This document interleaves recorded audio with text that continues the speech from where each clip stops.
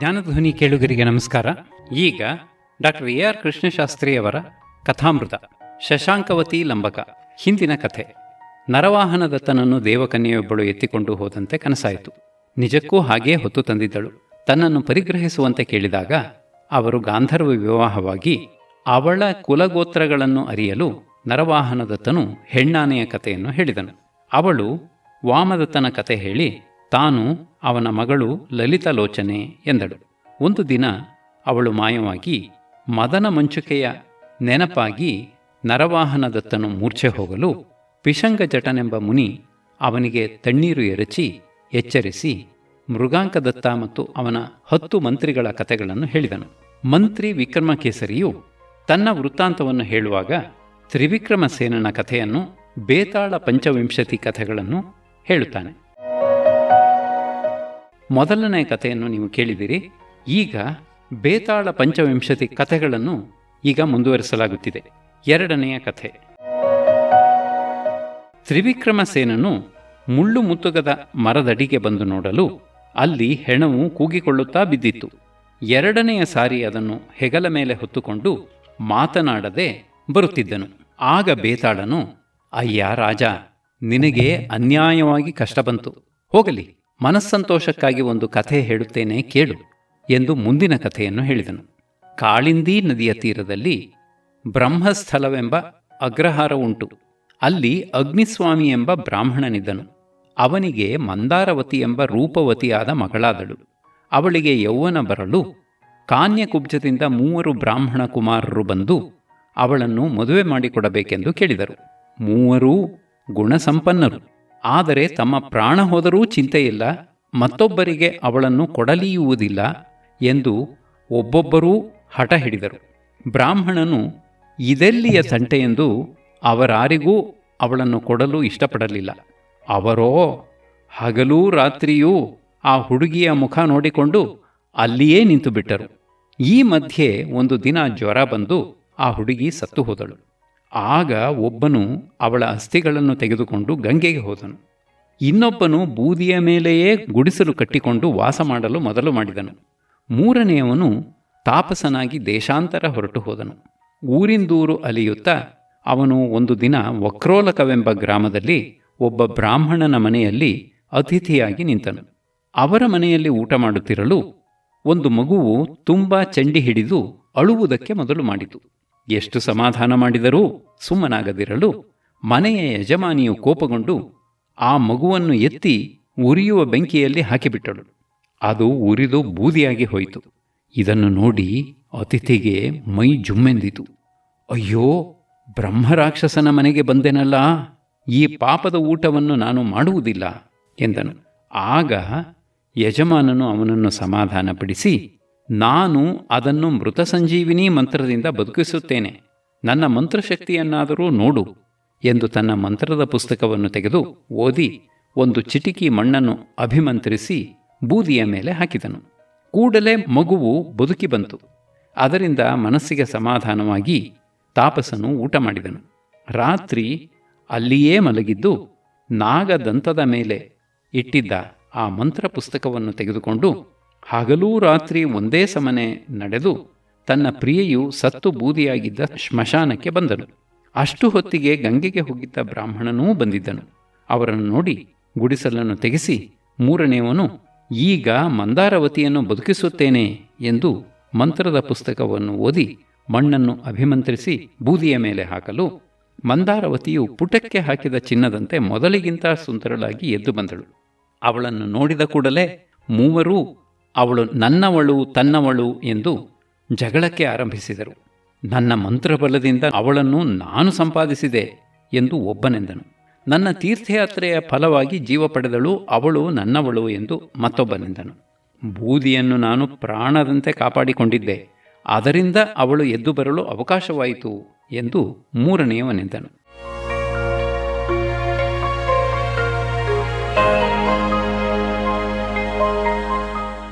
ಹೀಗೆಂದು ಕಥೆಯನ್ನು ಹೇಳಿ ಬೇತಾಳನು, ಮಹಾರಾಜ, ಅವರ ಜಗಳ ಪರಿಹಾರವಾಗುವುದು ಹೇಗೆ? ಅವಳು ಯಾರಿಗೆ ಹೆಂಡತಿಯಾಗುವುದು ಸರಿ? ತಿಳಿದಿದ್ದೂ ಹೇಳದಿದ್ದರೆ ನಿನ್ನ ತಲೆ 100 ಹೋಳಾಗಿ ಒಡೆದು ಹೋಗುತ್ತದೆ ಎಂದನು. ರಾಜನು ತುಂಬ ಕಷ್ಟಪಟ್ಟು ಅವನಿಗೆ ಜೀವ ಕೊಟ್ಟವನು ತಂದೆಯಾಯಿತು.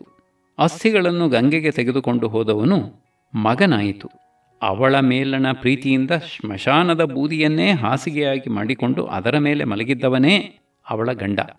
ಅವಳ ಮೇಲಿನ ಅನುರಾಗಕ್ಕೆ ತಕ್ಕಂತೆ ಅವನು ನಡೆದುಕೊಂಡಿದ್ದಾನೆ ಎಂದನು.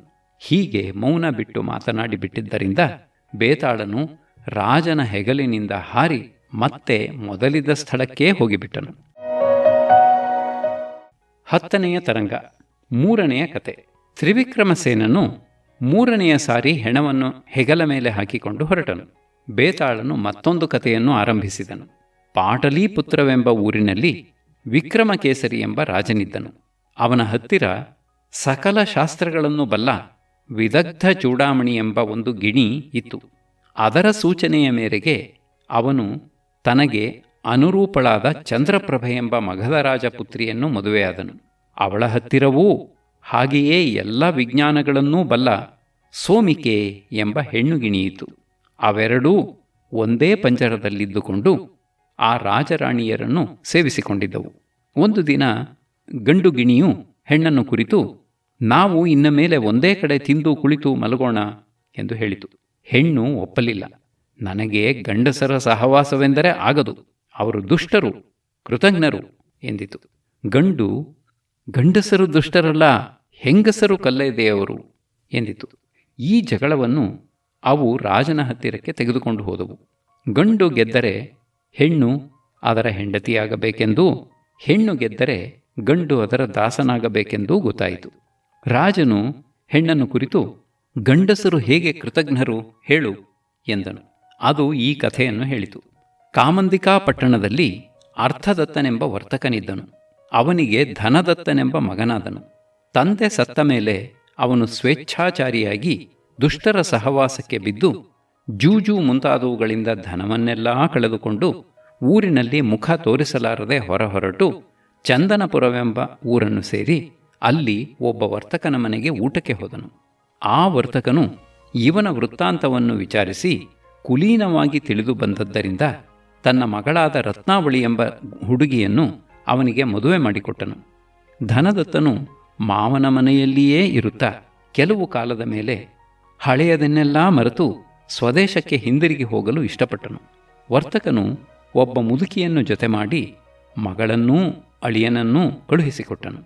ಅವನು ಅವರನ್ನು ಕರೆದುಕೊಂಡು ಬರುತ್ತಾ ದಾರಿಯಲ್ಲಿ ಒಂದು ಕಾಡು ಸಿಕ್ಕಲು ಅಲ್ಲಿ ಕಳ್ಳರು ಬಂದಾರೆಂದು ಹೆದರಿಸಿ ಹೆಂಡತಿಯ ಒಡವೆಯನ್ನೆಲ್ಲ ತೆಗೆಸಿ ಗಂಟು ಕಟ್ಟಿಕೊಂಡನು. ದಾರಿಯಲ್ಲಿ ಒಂದು ಕಮರಿ ಸಿಕ್ಕಲು ಅಲ್ಲಿ ಹೆಂಡತಿಯನ್ನೂ ಆ ಮುದುಕಿಯನ್ನೂ ತಳ್ಳಿಬಿಟ್ಟನು. ಜೂಜುಕೋರರೂ ದುರಾಚಾರಪರರೂ ಆದ ಗಂಡಸರ ಕೃತಜ್ಞತೆಯನ್ನೂ ಕ್ರೌರ್ಯವನ್ನೂ ನೋಡಿ ಹೇಗಿದೆ, ಮುದುಕಿ ಕೆಳಗೆ ಬಿದ್ದು ಪ್ರಾಣ ಬಿಟ್ಟಳು. ಹೆಂಡತಿಯು ಬಳ್ಳಿಗಳಲ್ಲಿಯೂ ಮೆಳೆಗಳಲ್ಲಿಯೂ ಸಿಕ್ಕಿಕೊಂಡು ಬದುಕಿಕೊಂಡಳು. ಅವುಗಳನ್ನು ಹಿಡಿದುಕೊಂಡು ಮೆಲ್ಲಗೆ ಮೇಲಕ್ಕೆ ಬಂದಳು. ಮೈಕೈಯೆಲ್ಲ ತೆರೆದು ಹೋಗಿತ್ತು. ಬಂದ ದಾರಿ ಹಿಡಿದು ತವರು ಮನೆಯನ್ನು ಸೇರಿದಳು. ತಾಯಿ ತಂದೆಗಳು ಗಾಬರಿಪಟ್ಟು ಏನಾಯಿತೆಂದು ಕೇಳಲು ಅವಳು, ದಾರಿಯಲ್ಲಿ ಕಳ್ಳರ ಕೈಗೆ ಸಿಕ್ಕಿದೆವು. ಕಳ್ಳರು ನಿಮ್ಮ ಅಳಿಯನನ್ನು ಕೈಕಾಲು ಕಟ್ಟಿ ಕರೆದುಕೊಂಡು ಹೋದರು. ನಾನು ಹಳ್ಳದಲ್ಲಿ ಬಿದ್ದರೂ ಸಾಯಲಿಲ್ಲ. ದಯಾಳುವಾದ ದಾರಿಹೋಕನೊಬ್ಬನು ನನ್ನನ್ನು ಎತ್ತಿದನು. ಇಲ್ಲಿಗೆ ಬಂದೆ ಎಂದಳು. ತಾಯಿ ತಂದೆಗಳು ಅವಳನ್ನು ಸಂತೈಸಿ ಮನೆಯಲ್ಲಿ ಇಟ್ಟುಕೊಂಡಿದ್ದರು. ಅತ್ತ ಅವಳ ಗಂಡನು ತನ್ನ ಊರಿಗೆ ಹೋದ ಮೇಲೆ ಕೈಯಲ್ಲಿದ್ದ ಹಣವನ್ನೆಲ್ಲ ಜೂಜಾಡಿ ಕಳೆದು ಮತ್ತೆ ಮಾವನ ಮನೆಗೆ ಹೋಗಿ ಹೆಂಡತಿ ಊರಲ್ಲಿದ್ದಾಳೆಂದು ಹೇಳಿ ಇನ್ನೊಂದಿಷ್ಟು ಹಣವನ್ನು ತರೋಣವೆಂದು ಯೋಚಿಸಿದನು. ಅದರಂತೆ ಅಲ್ಲಿಗೆ ಹೋಗಲು ಹೆಂಡತಿಯು ದೂರದಿಂದಲೇ ಅವನನ್ನು ಕಂಡಳು. ಓಡಿ ಹೋಗಿ ಅವನ ಕಾಲ ಮೇಲೆ ಬಿದ್ದಳು. ಗಂಡ ಎಷ್ಟು ಕೇಡಿಗನಾದರೂ ಸಾಧ್ವಿಯರ ಮನಸ್ಸು ವ್ಯತ್ಯಾಸವಾಗುವುದಿಲ್ಲ. ಅವನಿಗೆ ಗಾಬರಿಯಾಯಿತು. ಅವಳು ಅವನಿಗೆ ಧೈರ್ಯ ಹೇಳಿ ತಾವು ಕಳ್ಳರ ಕೈಗೆ ಸಿಕ್ಕಿಬಿದ್ದೆವೆಂದು ತಂದೆಗೆ ಹೇಳಿದ್ದನ್ನೆಲ್ಲ ತಿಳಿಸಿದಳು. ಅಳಿಯನು ಕಳ್ಳರ ಕೈಯಿಂದ ಬದುಕಿ ಬಂದನಲ್ಲ ಎಂದು ಆ ವರ್ತಕನು ನೆಂಟರಿಷ್ಟರನ್ನೆಲ್ಲ ಕರೆದು ದೊಡ್ಡ ಹಬ್ಬ ಮಾಡಿದನು. ಆಮೇಲೆ ಅವನು ಯಾವ ಭಯವೂ ಇಲ್ಲದೆ ನಿಶ್ಚಿಂತೆಯಾಗಿ ಮಾವನ ಮನೆಯಲ್ಲಿದ್ದನು. ಹೀಗಿರಲು ಒಂದು ರಾತ್ರಿ ಆ ಕಟುಕನು ಏನು ಮಾಡಿದ? ಅದನ್ನು ಬಾಯಿಯಿಂದ ಹೇಳಬಾರದು, ಆದರೆ ಕಥೆ ಆದ್ದರಿಂದ ಹೇಳಲೇಬೇಕು. ಮಗ್ಗುಲಲ್ಲಿ ಮಲಗಿದ್ದ ಆ ಹೆಂಡತಿಯನ್ನು ಕೊಂದು ಅವಳ ಒಡವೆಗಳನ್ನೆಲ್ಲ ಗಂಟು ಕಟ್ಟಿಕೊಂಡು ತನ್ನ ಊರಿಗೆ ಕದ್ದು ಹೋಗಿಬಿಟ್ಟನು. ಗಂಡಸರು ಇಂಥ ಪಾಪಿಗಳು. ಹೀಗೆಂದು ಹೆಣ್ಣುಗಿಣಿಯು ತನ್ನ ಕಥೆಯನ್ನು ಮುಗಿಸಲು ರಾಜನು ಗಂಡುಗಿಣಿಯನ್ನು ಕುರಿತು ನಿನ್ನ ಕಥೆಯನ್ನು ಹೇಳು ಎಂದನು. ಅದು, ದೇವ, ಹೆಂಗಸರು ತುಂಬಾ ಸಾಹಸಿಕೆಯರು, ದುಶ್ಚರಿತ್ರೆಯರು, ಪಾಪಿಗಳು ಎಂದು ಈ ಕಥೆಯನ್ನು ಹೇಳಿತು. ಹರ್ಷವತಿ ಎಂಬ ಪಟ್ಟಣದಲ್ಲಿ ಧರ್ಮದತ್ತನೆಂಬ ಒಬ್ಬ ಕೋಟೀಶ್ವರನಾದ ವರ್ತಕನಿದ್ದನು. ಅವನಿಗೆ ವಸುದತ್ತೆ ಎಂಬ ರೂಪವತಿಯಾದ ಮಗಳಿದ್ದಳು. ಅವಳನ್ನು ಅವನು ತಾಮ್ರಲಿಪ್ತಿಯಲ್ಲಿದ್ದ ರೂಪ ಯೌವನಶಾಲಿಯೂ ಪರಮ ಸಾಧುವೂ ಆದ ಸಮುದ್ರದತ್ತನೆಂಬ ವಣಿಕ್ಪುತ್ರನಿಗೆ ಮದುವೆ ಮಾಡಿಕೊಟ್ಟನು. ಅವನು ಒಂದು ಸಾರಿ ಅವಳನ್ನು ತವರು ಮನೆಯಲ್ಲಿ ಬಿಟ್ಟು ತಾನು ತನ್ನ ಊರಿಗೆ ಹೋಗಿದ್ದಾಗ ಅವಳು ಒಬ್ಬ ಸುಂದರ ಯುವಕನನ್ನು ನೋಡಿ ಮೋಹಗೊಂಡು ಅವನ ಸಹವಾಸದಲ್ಲಿ ಇರಲು ಮೊದಲು ಮಾಡಿದಳು. ಗಂಡನು ಹಿಂದಿರುಗಿ ಬಂದಾಗ ಅವನ ಮೇಲೆ ಮನಸ್ಸಾಗಲಿಲ್ಲ. ರಾತ್ರಿ ನಿದ್ರೆ ಬಂದಂತೆ ಮಲಗಿಬಿಟ್ಟಳು. ಅವನೂ ಆಯಾಸದಿಂದ ನಿದ್ರೆ ಹೋಗಿಬಿಟ್ಟನು. ಈ ಮಧ್ಯೆ ಒಬ್ಬ ಕಳ್ಳನು ಅವರ ಮನೆಗೆ ಕನ್ನ ಹಾಕಿ ಬರಲು ಅವಳು ತನ್ನ ಪ್ರಣಯಿಯನ್ನು ಹುಡುಕಿಕೊಂಡು ಹೊರಟಿದ್ದಳು. ಅವನು ಅವಳನ್ನು ನೋಡಿ, ನಾನು ಯಾವ ಆಭರಣಗಳಿಗಾಗಿ ಕನ್ನ ಹಾಕಿ ಒಳಕ್ಕೆ ಬಂದನೋ ಅವುಗಳನ್ನು ಹಾಕಿಕೊಂಡೇ ಇವಳು ಎಲ್ಲೋ ಹೊರಟಿದ್ದಾಳೆ. ಆದ್ದರಿಂದ ನನಗೆ ಇಲ್ಲೇನು ಕೆಲಸ? ನಾನೂ ಅವಳ ಹಿಂದೆ ಹೋಗುತ್ತೇನೆ. ಅವಳು ಎಲ್ಲಿಗೆ ಹೋಗುತ್ತಾಳೋ ನೋಡೋಣ ಎಂದು ಕಾಣದಂತೆ ಅವಳನ್ನು ಹಿಂಬಾಲಿಸಿದನು. ಅವಳು ಹತ್ತಿರದಲ್ಲಿದ್ದ ಉದ್ಯಾನಕ್ಕೆ ಹೋಗಿ ನೋಡಲು ಅಲ್ಲಿ ಅವಳ ಕಾಮುಕನ ದೇಹವು ಮರದಿಂದ ತೂಗಾಡುತ್ತಿತ್ತು. ರಾತ್ರಿ ಹೊತ್ತು ಅಲ್ಲಿ ಸುಳಿದಾಡುತ್ತಿದ್ದದ್ದನ್ನು ನೋಡಿ ಅವನು ಕಳ್ಳನಿರಬೇಕೆಂದು ಅವನನ್ನು ನಗರ ರಕ್ಷಕರು ಹಿಡಿದು ಮರಕ್ಕೇ ನೇಣು ಹಾಕಿ ಹೋಗಿದ್ದರು. ಅವನನ್ನು ಇಳಿಸಿಕೊಂಡು ವಸುದತ್ತೆಯು ಮುಖದ ಮೇಲೆ ಮುಖವಿಟ್ಟು ಗೋಳಾಡುತ್ತಿರಲು ಆ ದೇಹವನ್ನು ಹೊಕ್ಕಿದ್ದ ಒಂದು ಬೇತಾಳವು ಅವಳ ಮೂಗನ್ನು ಕಚ್ಚಿ ಹಾಕಿತು.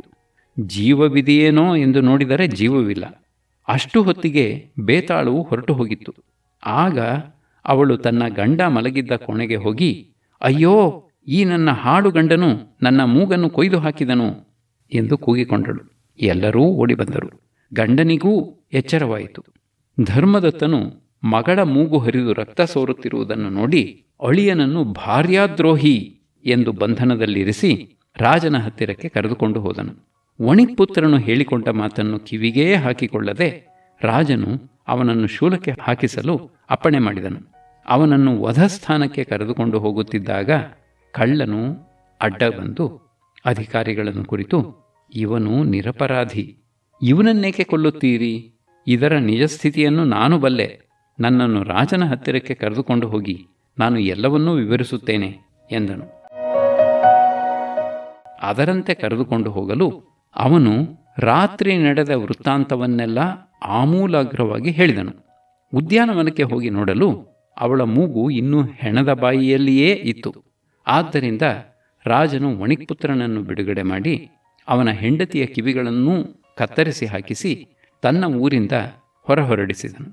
ಧರ್ಮದತ್ತನನ್ನು ದಂಡಿಸಿ ಕಳ್ಳನಿಗೆ ಪುರಾಧ್ಯಕ್ಷನ ಕೆಲಸವನ್ನು ಕೊಟ್ಟನು. ಹೆಂಗಸರೇ ಹೀಗೆ, ಅವರ ಸ್ವಭಾವವೇ ವಕ್ರ, ಅವರು ಕಲ್ಲೆದೆಯವರು.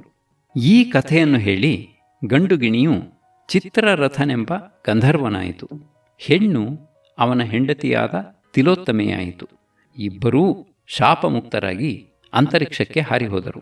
ವ್ಯಾಜ್ಯ ಮಾತ್ರ ಬಗೆಹರಿಯಲಿಲ್ಲ. ಹೀಗೆಂದು ಕಥೆ ಹೇಳಿದ ಬೇತಾಳನು, ಮಹಾರಾಜ, ನೀನು ಹೇಳು, ಗಂಡಸರು ಪಾಪಿಗಳೋ ಹೆಂಗಸರು ಪಾಪಿಗಳೋ? ತಿಳಿದಿದ್ದೂ ಹೇಳದಿದ್ದರೆ ನಿನ್ನ ತಲೆ ಚೂರು ಚೂರಾಗುತ್ತದೆ ಎಂದನು.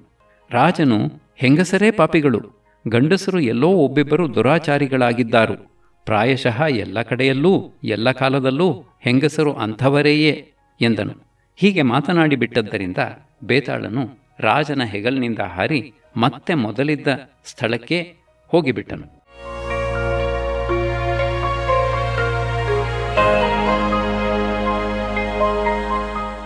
ತರಂಗ 11 ಕತೆ 4. ತ್ರಿವಿಕ್ರಮಸೇನನು 4ನೆಯ ಸಾರಿ ಹೆಣವನ್ನು ಹೆಗಲ ಮೇಲೆ ಹಾಕಿಕೊಂಡು ಹೊರಟನು. ಬೇತಾಳನು ಮತ್ತೊಂದು ಕಥೆಯನ್ನು ಆರಂಭಿಸಿದನು. ಶೋಭಾವತಿ ಎಂಬ ಊರಿನಲ್ಲಿ ಶೂದ್ರಕನೆಂಬ ಶೂರನಾದ ರಾಜನಿದ್ದನು. ಒಂದು ದಿನ ಮಾಲವ ದೇಶದಿಂದ ವೀರವರನೆಂಬ ಬ್ರಾಹ್ಮಣನು ಅವನ ಹತ್ತಿರ ಕೆಲಸಕ್ಕೆಂದು ಬಂದನು. ಅವನಿಗೆ ಧರ್ಮವತಿ ಎಂಬ ಹೆಂಡತಿಯೂ ಸತ್ವವರನೆಂಬ ಮಗನೂ ವೀರವತಿ ಎಂಬ ಮಗಳೂ ಇದ್ದರು. ಅವನ ಸಂಸಾರವೆಲ್ಲ ಇಷ್ಟೇಯೇ. ಅವರನ್ನು ಕರೆದುಕೊಂಡು ಕೈಯಲ್ಲಿ ಗುರಾಣಿಯನ್ನು ಹಿಡಿದು ಸೊಂಟದಲ್ಲಿ ಕತ್ತಿಯನ್ನು ಸಿಕ್ಕಿಸಿಕೊಂಡು ಅವನು ರಾಜನನ್ನು ಕಂಡು ತನಗೆ ದಿನವೊಂದಕ್ಕೆ 500 ದೀನಾರಗಳ ಸಂಬಳ ಕೊಟ್ಟರೆ ತಾನು ಅವನ ಸೇವೆಯಲ್ಲಿ ಇರುವುದಾಗಿ ಹೇಳಿದನು. ಆಳಿನ ಆಕಾರವನ್ನು ನೋಡಿದರೆ ಪೌರುಷವನ್ನೂ ಔದಾರ್ಯವನ್ನೂ ಸೂಚಿಸುತ್ತಿತ್ತು. ಆದ್ದರಿಂದ ರಾಜನು ಅವನು ಕೇಳಿದಷ್ಟು ಸಂಬಳ ಕೊಟ್ಟು ತನ್ನ ಹತ್ತಿರ ಕೆಲಸಕ್ಕೆ ಇಟ್ಟುಕೊಂಡನು. ಇರುವವರು 4 ಜನ. ಇವನಿಗೇಕೆ ಇಷ್ಟು ಹಣ? ಏನು ದುರ್ವ್ಯಯ ಮಾಡುತ್ತಾನೋ ಸದ್ವ್ಯಯ ಮಾಡುತ್ತಾನೋ ತಿಳಿದುಕೊಳ್ಳಬೇಕೆಂಬ ಕುತೂಹಲದಿಂದ ರಾಜನು ಅವನ ಮೇಲೆ ಗೂಢಚಾರರನ್ನು ಹಾಕಿದನು. ವೀರವರನು ಬೆಳಗ್ಗೆ ಎದ್ದು ರಾಜನನ್ನು ಸಂದರ್ಶಿಸಿ ಅರಮನೆಯ ಸಿಂಹದ್ವಾರದಲ್ಲಿ ಆಯುಧಪಾಣಿಯಾಗಿ ಮಧ್ಯಾಹ್ನದವರೆಗೂ ಕಾದಿರುವನು. ಅಂದಿನ ಸಂಬಳವನ್ನು ತೆಗೆದುಕೊಂಡು ಮನೆಗೆ ಹೋಗಿ ಊಟ ತಿಂಡಿಯ ವೆಚ್ಚಕ್ಕಾಗಿ ಹೆಂಡತಿಯ ಕೈಯಲ್ಲಿ 100 ದೀನಾರಗಳನ್ನು ಕೊಡುವನು. ಬಟ್ಟೆ ಬರೆ ಅಲಂಕಾರ ಮುಂತಾದವುಗಳಿಗಾಗಿ 100 ದೀನಾರಗಳನ್ನು ವೆಚ್ಚ ಮಾಡುವನು. ಸ್ನಾನ ಮಾಡಿ ಶಿವಪೂಜೆ ವಿಷ್ಣು ಪೂಜೆಗಳಿಗಾಗಿ 100 ದೀನಾರಗಳನ್ನು ವೆಚ್ಚ ಮಾಡುವನು. ಮಿಕ್ಕ 200 ಬ್ರಾಹ್ಮಣರಿಗೂ ದೀನ ಅನಾಥರಿಗೂ ಕೊಡುವನು. ಅನಂತರ ಅಗ್ನಿಕಾರ್ಯಾದಿ ನಿತ್ಯ ಕರ್ಮಗಳನ್ನು ಮುಗಿಸಿಕೊಂಡು ಊಟ ಮಾಡಿ ರಾತ್ರಿ ಒಬ್ಬನೇ ಕತ್ತಿ ಹಿಡಿದು ಸಿಂಹದ್ವಾರವನ್ನು ಕಾಯುತ್ತಿರುವನು. ಈ ದಿನಚರಿಯನ್ನು ಕೇಳಿ ರಾಜನಿಗೆ ಸಂತೋಷವಾಯಿತು. ಅವನಲ್ಲಿ ತುಂಬ ಗೌರವ ಬುದ್ಧಿ ಹುಟ್ಟಿತು. ಒಂದು ದಿನ ರಾತ್ರಿ ಜೊರೋ ಎಂದು ಮಳೆ ಸುರಿಯುತ್ತಿತ್ತು. ಕಗ್ಗತ್ತಲೆ ಕವಿದಿತ್ತು. ಆಗ ರಾಜನು ಉಪ್ಪರಿಗೆಯ ಮೇಲಿನಿಂದ ಸಿಂಹದ್ವಾರದಲ್ಲಿ ಯಾರಿದ್ದೀರಿ ಎಂದು ಕೂಗಿದನು. ವೀರವರನು ನಾನು ಎಂದು ಉತ್ತರ ಕೊಟ್ಟನು. ರಾಜನಿಗೆ ಆಶ್ಚರ್ಯವಾಯಿತು. ಅಷ್ಟು ಹೊತ್ತಿಗೆ ದೂರದಲ್ಲಿ ಯಾರೋ ಹೆಂಗಸು ಅತ್ತ ಸದ್ದು ಕೇಳಲು ಶೂದ್ರಕನು, ನನ್ನ ದೇಶದಲ್ಲಿ ದುಃಖಿತರಾಗಲಿ ದರಿದ್ರರಾಗಲಿ ದಿಕ್ಕೆಟ್ಟವರಾಗಲಿ ಯಾರೂ ಇಲ್ಲ, ಹಾಗಿದ್ದರೂ ಇದಾರು ಅಳುತ್ತಿರಬಹುದು ಎಂದು ಚಿಂತಿಸಿ ವೀರವರನನ್ನು ಕರೆದು, ಅದು ಯಾರು ಅಳುತ್ತಿರುವವಳು, ಏಕೆ ಎಂದು ತಿಳಿದುಕೊಂಡು ಬಾ ಎಂದು ಆಜ್ಞೆ ಮಾಡಿದನು. ಕೂಡಲೇ ಮಳೆ ಗಾಳಿ ಗುಡುಗು ಮಿಂಚು ಒಂದನ್ನೂ ಲೆಕ್ಕಿಸದೆ ವೀರವರನು ಕತ್ತಿ ಹಿಡಿದು ಹೊರಟೇ ಬಿಟ್ಟನು. ಅದನ್ನು ನೋಡಿ ರಾಜನು ಕರುಣೆಯಿಂದಲೂ ಕುತೂಹಲದಿಂದಲೂ ಕೂಡಿ ತಾನೂ ಕತ್ತಿ ಹಿಡಿದು ಅವನ ಹಿಂದೆಯೇ ಅವನಿಗೆ ತಿಳಿಯದಂತೆ ಹೊರಟನು. ವೀರವರನು ಆ ಅಳುವಿನ ಧ್ವನಿಯನ್ನೇ ಹಿಡಿದು ಹೋಗುತ್ತಾ ಊರ ಹೊರಗೆ ಒಂದು ಕೊಳದ ಹತ್ತಿರಕ್ಕೆ ಹೋದನು. ಅದರ ಮಧ್ಯದಲ್ಲಿ ಒಬ್ಬ ಹೆಂಗಸು ನಿಂತು, ಹಾ ಶೂರ, ಹಾ ಕೃಪಾಳು, ಹಾ ತ್ಯಾಗಿ, ನಿನ್ನನ್ನು ಬಿಟ್ಟು ಹೇಗಿರಲಿ, ಎಲ್ಲಿರಲಿ ಎಂದು ಅಳುತ್ತಿದ್ದಳು. ಅವಳನ್ನು ವೀರವರನು ಪ್ರಶ್ನೆ ಮಾಡಲು ಅವಳು, ನಾನು ಭೂದೇವಿ, ನನಗೆ ಶೂದ್ರಕನು ಧರ್ಮಪತಿ, ಇಂದಿಗೆ 3ನೆಯ ದಿನ ಅವನು ಮೃತನಾಗುತ್ತಾನೆ. ಅಂಥ ಗಂಡನ ಕೈ ಹಿಡಿದು ಹೇಗೆ ಮತ್ತೊಬ್ಬನ ಕೈ ಹಿಡಿಯಲಿ, ಅದಕ್ಕೋಸ್ಕರ ಅಳುತ್ತಿದ್ದೇನೆ ಎಂದು ಉತ್ತರ ಕೊಟ್ಟಳು. ವೀರವರನು, ತಾಯಿ, ಪ್ರಭುವನ್ನು ಬದುಕಿಸಲು ಏನಾದರೂ ಉಪಾಯ ಉಂಟೇ ಎಂದು ಕೇಳಿದನು. ಭೂದೇವಿಯು, ಅದಕ್ಕೆ ಇರುವುದು ಒಂದೇ ಉಪಾಯ.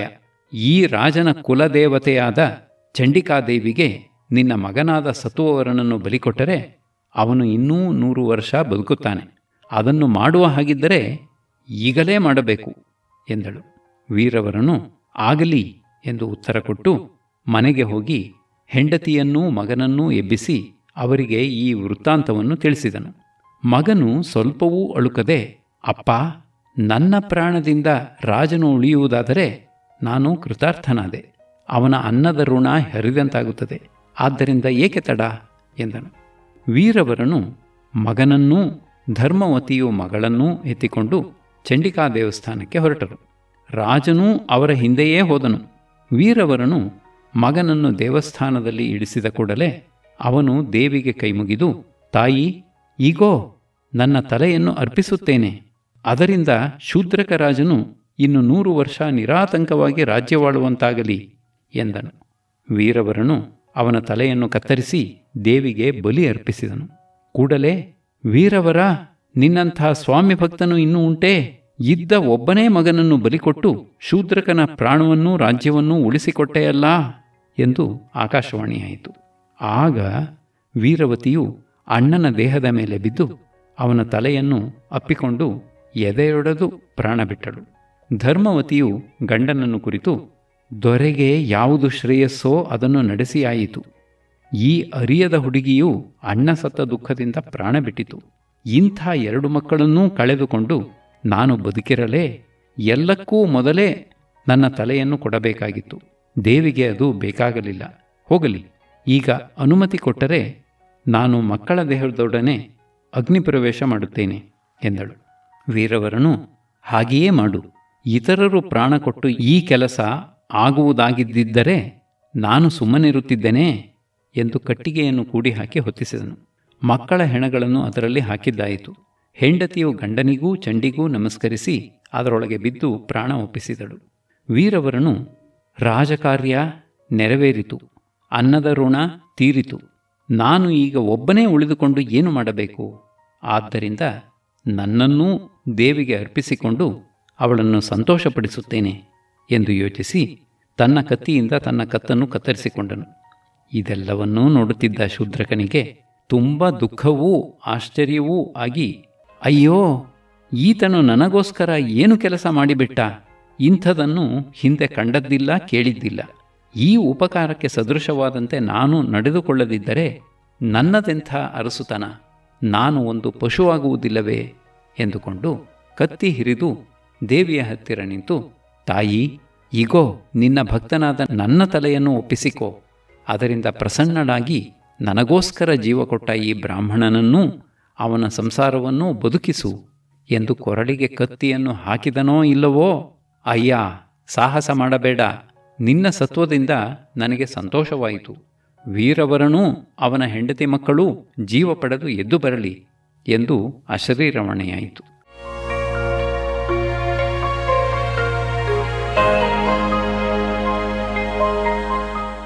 ಸತ್ತವರೆಲ್ಲರೂ ಎದ್ದು ಬಂದರು.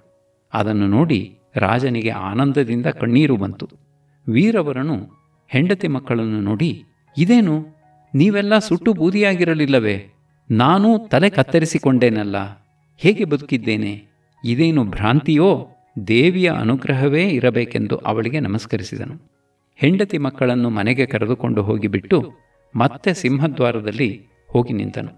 ಶೂದ್ರಕನೂ ಕಾಣದಂತೆ ಅರಮನೆಗೆ ಹೋಗಿ ಉಪ್ಪರಿಗೆಯಿಂದ, ಸಿಂಹದ ಬಾಗಿಲಲ್ಲಿ ಯಾರಿದ್ದೀರಿ ಎಂದು ಕೂಗಿದನು. ವೀರವರನು, ನಾನಿದ್ದೇನೆ ಪ್ರಭು. ತಮ್ಮ ಅಪ್ಪಣೆಯಂತೆ ಆ ಹೆಂಗಸನ್ನು ಹುಡುಕಿಕೊಂಡು ಹೋದೆ. ಅವಳು ಯಾರೋ ರಾಕ್ಷಸಿಯಂತೆ ಕಣ್ಣಿಗೆ ಬಿದ್ದು ಮಾಯವಾಗಿ ಹೋದಳು ಎಂದನು. ರಾಜನಿಗೆ ತುಂಬ ಆಶ್ಚರ್ಯವಾಯಿತು. ಏಕೆಂದರೆ ನಡೆದದ್ದನ್ನೆಲ್ಲ ಅವನು ಕಣ್ಣಾರ ನೋಡಿದ್ದನು. ಆದ್ದರಿಂದ, ಆಹಾ, ಈತನದು ಏನು ಗಾಂಭೀರ್ಯ, ಏನು ಧೈರ್ಯ, ಏನು ಔದಾರ್ಯ! ಉದಾತ್ತ ಸ್ವಭಾವದವರು ಅನನ್ಯ ಸಾಧಾರಣವಾದ ಕಾರ್ಯ ಮಾಡಿಯೂ ಅದನ್ನು ಬಾಯಿಂದ ಹೇಳಿಕೊಳ್ಳುವುದಿಲ್ಲ ಎಂದು ಯಾವ ಮಾತನ್ನೂ ಆಡದೆ ಅರಮನೆಯೊಳಕ್ಕೆ ಹೋಗಿ ಆ ರಾತ್ರಿಯನ್ನು ಕಳೆದನು. ಮರುದಿನ ಬೆಳಗ್ಗೆ ವೀರವರನು ಎಂದಿನಂತೆ ದರ್ಶನ ತೆಗೆದುಕೊಳ್ಳಲು ಬಂದಾಗ ರಾಜನು ಆ ರಾತ್ರಿಯ ವೃತ್ತಾಂತವನ್ನೆಲ್ಲ ಮಂತ್ರಿಗಳಿಗೆ ವರ್ಣಿಸಿ ಹೇಳಿದನು. ಅವರೆಲ್ಲರೂ ಆಶ್ಚರ್ಯದಿಂದ ಬೆರಗಾಗಿ ಹೋದರು. ಆಮೇಲೆ ವೀರವರನಿಗೆ ಕರ್ನಾಟಕದಿಂದ ಕೂಡಿದ ಲಾಟ ದೇಶದಲ್ಲಿ ರಾಜ್ಯಾಧಿಕಾರವನ್ನು ಕೊಟ್ಟರು. ಇಬ್ಬರೂ ಸುಖವಾಗಿದ್ದರು. ಹೀಗೆಂದು ಕಥೆ ಕೇಳಿ ಬೇತಾಳನು, ಮಹಾರಾಜ, ಇವರಲ್ಲಿ ಯಾರು ಹೆಚ್ಚಿನ ವೀರರು ಹೇಳು, ಹೇಳದಿದ್ದರೆ ನಿನ್ನ ತಲೆ ಒಡೆದು ಹೋಗುತ್ತದೆ ಎಂದನು. ರಾಜನು, ಇವರಲ್ಲೆಲ್ಲ ಶೂದ್ರಕನೇ ಹೆಚ್ಚಿನ ವೀರ ಎಂದನು. ಬೇತಾಳನು, ಏಕೆ, ವೀರವರನಲ್ಲವೇ? ಅವನಿಗಿಂತ ಹೆಚ್ಚಿನ ವೀರ ಪ್ರಪಂಚದಲ್ಲಿ ಹುಟ್ಟಲೇ ಆರ. ಅವನ ಹೆಂಡತಿ ಏನು ಕಡಿಮೆ? ಹೆಂಗಸಾಗಿ ಕಣ್ಣೆದುರಿಗೆ ತನ್ನ ಮಗನನ್ನು ಕೈಯಾರ ಕೊಲ್ಲಿಸಲು ಯಾವಳು ಒಪ್ಪಿಯಾಳು? ಸತ್ವವರನು ತಾನೇ ಏನು? ಅಂಥ ಚಿಕ್ಕ ಹುಡುಗನಿಗೆ ಅಷ್ಟು ಸತ್ವ ಎಲ್ಲಿ ಬರಬೇಕು? ಇವರೆಲ್ಲರನ್ನೂ ಬಿಟ್ಟು ಶೂದ್ರಕನೆನ್ನೇನು ಹೊಗಳುತ್ತೀಯೇ ಎಂದು ಕೇಳಿದನು. ರಾಜನು, ಹಾಗಲ್ಲ, ವೀರವರನು ತಾನು, ತನ್ನ ಹೆಂಡತಿ ಮಕ್ಕಳು ಎಲ್ಲರಿಂದಲೂ ತನ್ನ ಒಡೆಯನನ್ನು ರಕ್ಷಿಸುತ್ತೇನೆಂದು ವ್ರತ ಕೈಗೊಂಡಿದ್ದನು. ಅವನ ಹೆಂಡತಿ ಸತ್ಕುಲ ಪ್ರಸೂತೆ, ಸಾಧ್ವಿ.